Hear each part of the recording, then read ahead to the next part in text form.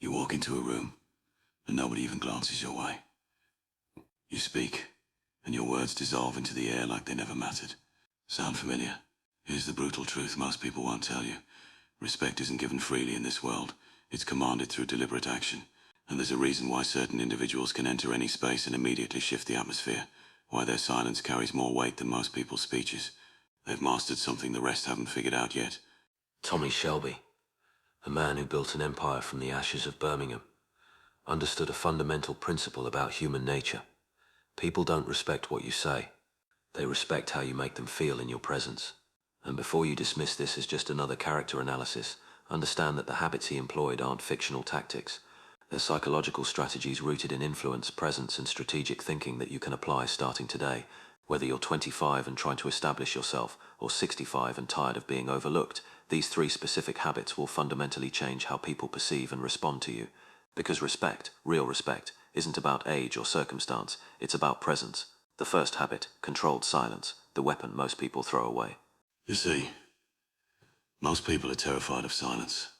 They fill every gap in conversation with noise, with unnecessary words, with explanations nobody asked for.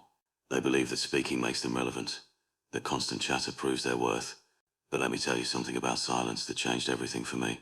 It's the most powerful weapon you'll ever own, and most people discard it before they even understand its value. When I sit across from a man who thinks he can intimidate me, I don't rush to defend myself. I don't scramble to fill the space between us with justifications or threats. I let the silence sit there heavy and uncomfortable until it starts doing my work for me. Because here's what happens in those moments of quiet. The other person's mind begins to race. They start questioning themselves. They wonder what you're thinking. They second-guess their own position. Silence forces people to confront their own thoughts, and most people can't stand what they find there. In Birmingham, in the factories and the betting shops, I learned that the man who speaks first usually loses. Not always, but usually. When you're negotiating, when you're in a confrontation, when someone's trying to read you, your silence becomes their problem, not yours. They start filling in the blanks, making assumptions, revealing their own hand, while you keep yours close to your chest. This isn't about being mysterious for the sake of it. This is strategic. This is about understanding that information flows toward noise and away from silence. But here's where most people misunderstand this completely. Controlled silence doesn't mean being quiet all the time. It doesn't mean you turn into some brooding character who never speaks. That's just as predictable as the person who never shuts up. No, controlled silence means you've mastered the timing of your words. You speak when your words will carry weight, when they'll land with impact, when people are actually listening. Think about the difference between a man who constantly offers his opinion on everything and a man who speaks rarely, but when he does, everyone in the room turns to listen. Which one do you respect more? Which one do you actually remember? I've sat in rooms with men twice my age, men with more money, more connections, more apparent power, and I've watched them talk themselves into corners. They explain too much, they justify too much, they seek approval through their words. And all the while I'm watching, listening, learning everything I need to know about them, while revealing nothing about myself. That's the exchange most people don't realize they're making. Every word you speak is information you're giving away, and you're getting nothing in return, except the temporary comfort of hearing your own voice. Now apply this to your own life, right now, wherever you are. Think about the last conversation, where you felt unheard or disrespected. I'd wager you were probably talking too much, trying too hard to prove your point, explaining yourself into irrelevance. The next time you're in a meeting, the next time someone challenges you, the next time you feel that urge to fill the silence, resist it. Let the quiet do its work. Watch what happens when you stop giving people the comfort of knowing exactly what you're thinking. They'll start taking you more seriously, simply because they can't figure you out as easily as they thought they could. The second habit, emotional detachment, the distance that creates respect. People think emotion makes you human, makes you relatable, makes you real. And they're right, to a point. But what they don't understand is that showing every emotion, reacting to every provocation, wearing your heart on your sleeve for everyone to see, that doesn't make you genuine, it makes you controllable. And if you can be controlled, you cannot be respected. This is the hard truth that most people spend their entire lives avoiding. In my world, showing fear is an invitation. Showing anger without purpose is weakness. Showing hurt is handing someone the knife and showing them exactly where to stick it. I learned early on that the man who can separate his emotions from his actions is the man who survives, who thrives, who builds something that lasts. This doesn't mean you don't feel things. I feel everything. The difference is I choose when and how those feelings show themselves, and more importantly, I never let them make my decisions for me. Look at the people around you who command respect. Real respect, not fear disguised as respect. They don't explode when things go wrong. They don't crumble when they're insulted. They don't chase after approval like a dog chasing scraps. They maintain a distance between stimulus and response, between what happens to them and how they choose to react. That distance is power. That distance is what separates someone who's easily manipulated from someone who can't be touched by the petty provocations of ordinary life. I've had men try to anger me, to make me react, to pull me into their chaos. They insult my family. They threaten my business. They try every tactic they know to get under my skin. And when I don't react the way they expect, when I respond with cold calculation instead of hot emotion, they realize they're dealing with someone different, someone they can't predict, someone they can't control.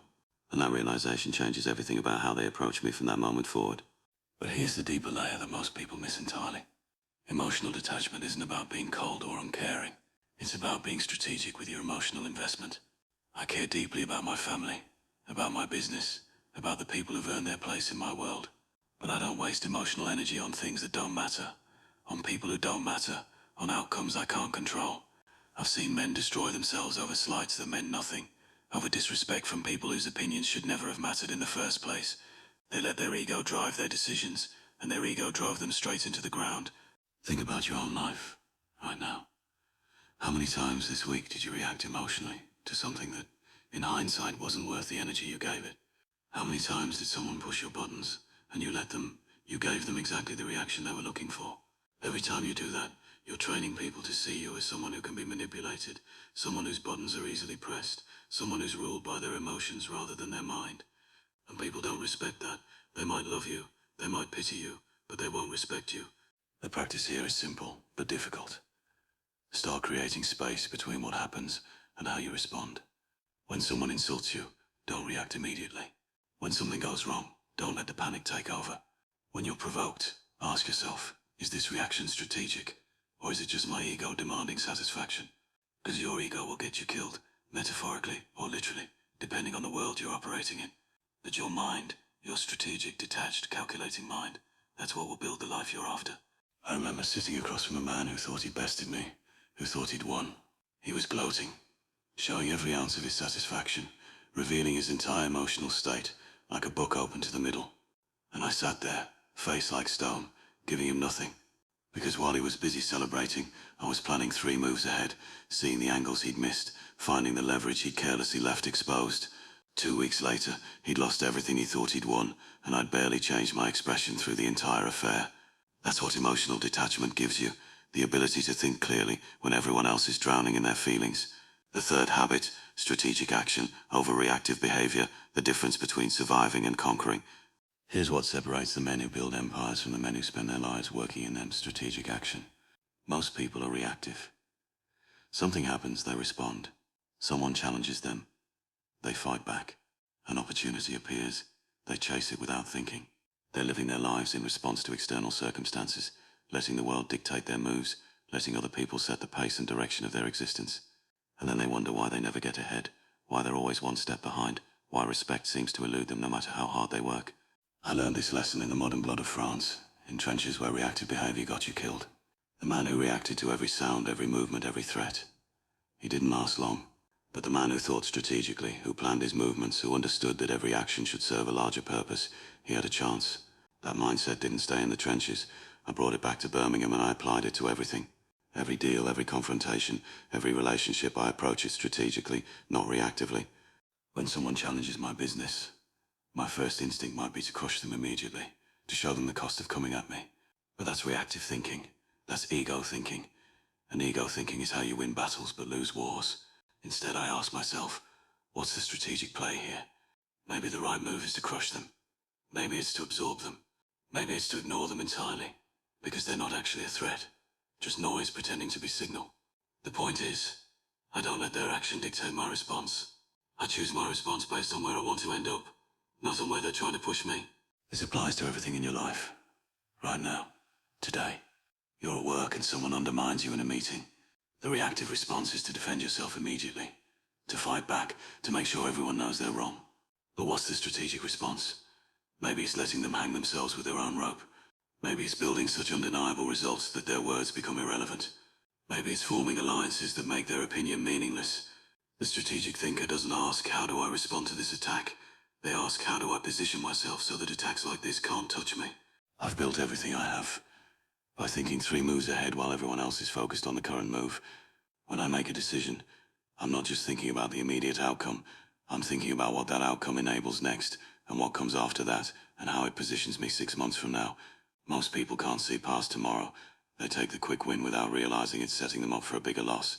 They react to the immediate pressure without seeing how that reaction is exactly what someone else wanted, exactly what serves someone else's strategy. Strategic action also means knowing when not to act. I've won more battles by doing nothing than most men win in a lifetime of fighting, because sometimes the strategic move is patience.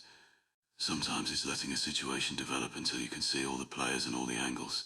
Sometimes it's letting your enemy make the next move, because you know they're about to make a mistake. Reactive people can't stand this. They need to do something, anything, because doing nothing feels like weakness to them. But strategic people understand that timing is everything, and acting too early can be worse than not acting at all. Think about the decisions you've made in the past month.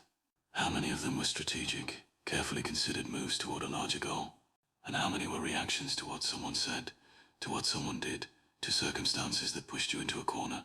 I'd wager most people spend 90% of their time reacting and 10% acting strategically, and then they wonder why their life feels out of their control. Because it is out of their control. They've handed control to everyone and everything around them by living reactively instead of strategically. The practice here requires discipline that most people don't have. Before you make any significant decision, stop and ask yourself, is this reactive or strategic? Am I doing this because it feels necessary right now, or because it moves me toward where I actually want to be? Am I responding to someone else's agenda, or am I executing my own? These questions will save you years of wasted effort, years of fighting battles that don't matter, years of building things that don't last, because they weren't built on strategic foundation. I've sat in rooms where men with more money and more power than I had tried to force my hand, tried to make me react, tried to push me into decisions that would serve them at my expense. And because I think strategically, because I refuse to be reactive, I found the angle they didn't see coming. I made the move they didn't anticipate. I turned their pressure into my opportunity. That's what strategic thinking does. It transforms obstacles into advantages, threats into opportunities, other people's agendas into stepping stones for your own. Now combining all 3 of these habits creates something powerful, something that makes people take you seriously, whether they want to or not. When you master controlled silence, you stop giving away information and start gathering it. When you develop emotional detachment, you stop being controlled by circumstances and start controlling your response to them. When you shift from reactive to strategic thinking, you stop living at the mercy of the world and start shaping the world to your purpose. These aren't just character traits, these are skills. These are practices, these are decisions you make every single day about who you're going to be and how you're going to operate. And the beautiful thing, the thing that gives me hope, even in the darkest times, is that none of this depends on where you came from, how old you are, or what resources you have. It depends entirely on your willingness to change how you think and how you operate. That's in your control right now. Today. This moment.